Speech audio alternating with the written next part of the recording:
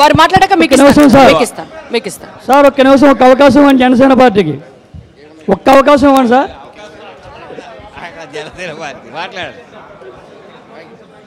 Sir Janasena చెప్పండి sir. నా పేరు అత్తిలి రాజు, మేము రాజమండ్రి జనసేన పార్టీ సైనికులు.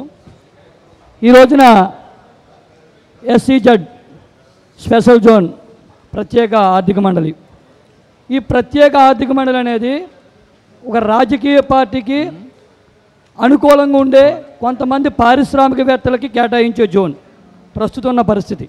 అది నేను రాజకీయ పార్టీని ఏ పార్టీని కూడా విమర్శించట్లేదు.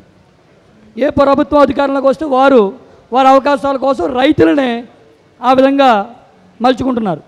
ఇక్కడ ప్రత్యేక ఆర్థిక మండలి అనేది ఎందుకు ఏర్పాటు చేసుకోవాలంటే ఖచ్చితంగా అభివృద్ధి అనేది జరగాలి, దాన్ని ఎవరు వ్యతిరేకించడానికి లేదు. అభివృద్ధి అనే భాగంలో ఆ స్థానిక రైతులని, ఆ స్థానికంగా ఉన్న ఉపాధి కోల్పోయి ఉన్న వ్యక్తులని ఉద్యోగ ఉపాధి అవకాశాలు వాళ్ళకి కల్పించాలి. అది లేదు ఒకటి.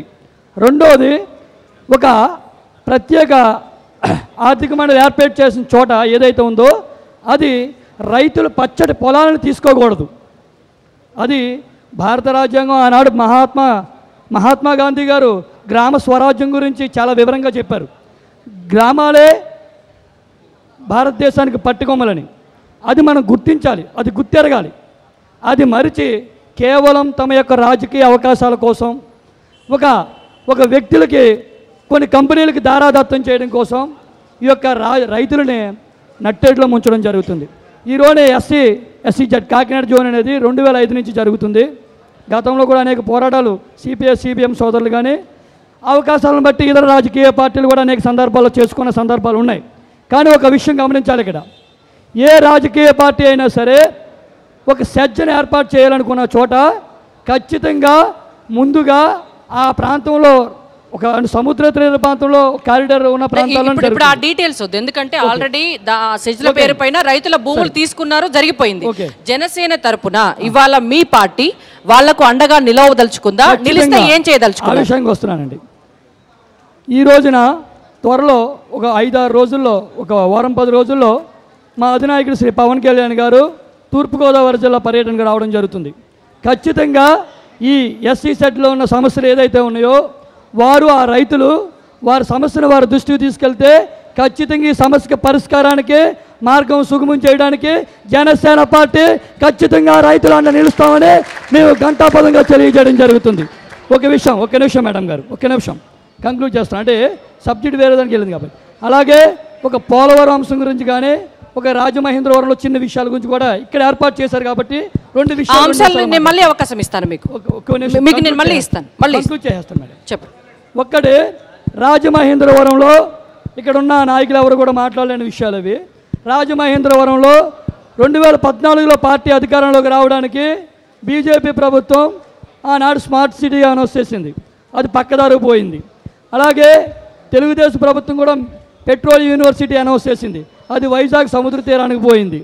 ఈ రోజున రాజమహేంద్రవరంలో 2004 ప్రాంతం నుండి కొన్ని ఎత్తిపోత పథకాలు ఏర్పాటు చేశారు. పుష్కర ఎత్తిపోత పథకాలని, వెంకటనగర్ ఎత్తిపోత పథకాలని. పుష్కర ఎత్తిపోత పథకాలు ఏదో కొంచెం నడుస్తుంది నత్తనడకన. ఈ రోజున వెంకటనగర్ ఎత్తిపోతల పథకం వల్ల రాజమండ్రి రూరల్ నగరంలో వెంకటనగరం అనే విలేజ్ నుండి రంగంపేట ప్రాంతం వరకు ప్రయాణిస్తుంది. కానీ ఏ ఒక్క రంగంపేట ప్రాంతంలో కొన్ని వేల ఎకరాల రైతులు ఈ రోజున కూలీలుగా మారారు.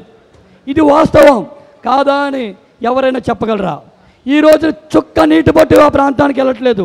అరెకరం పొలం ఉన్న రైతు పొలం మధ్యలోంచి పోయింది. అటు 1 సెంటు ఇటు సెంటు, ఒక్క చుక్క నీరు వెళ్ళని పరిస్థితి. ఏదైనా దిశ నిర్దేశించి వచ్చిన HMTV మిత్రులు మీడియా సోదరు నుంచి కూడా ఎప్పుడైనా ఆహ్వానిస్తాం. ఆ ప్రాంతంలో జరుగుతున్న అన్యాయం కూలీలు రైతులుగా మారి ఈ రోజున ఆలో లక్ష్మణాన్ని గోలాడుతున్న పరిస్థితి. ఈ రోజు కూడా పట్టించుకోలేని పరిస్థితి. ఈ ప్రభుత్వాలన్నీ కూడా కేవలం రాజకీయ పబ్బం కోసం మాత్రమే ప్రజల శ్రేయస్సు కానీ రైతుల శ్రేయస్సు కానీ పట్టించుకోలేని పరిస్థితి ఉంది. ఇటువంటి పరిస్థితులు ఉంటే ఖచ్చితంగా జనసేన పార్టీ ప్రజల తరపున కలిసి పోరాడుతుంది, ప్రజలతో ఉద్యమిస్తుంది, సామాన్యుడి పక్షాన నిలుస్తుందని ఈ వేదిక ద్వారా తెలియజేస్తూ మరో అవకాశం ఇవ్వమని పోలవరం విషయంలో మరో అవకాశం కల్పించాలని కోరుతున్నాను. Right, thank you very much అండి. Ex MP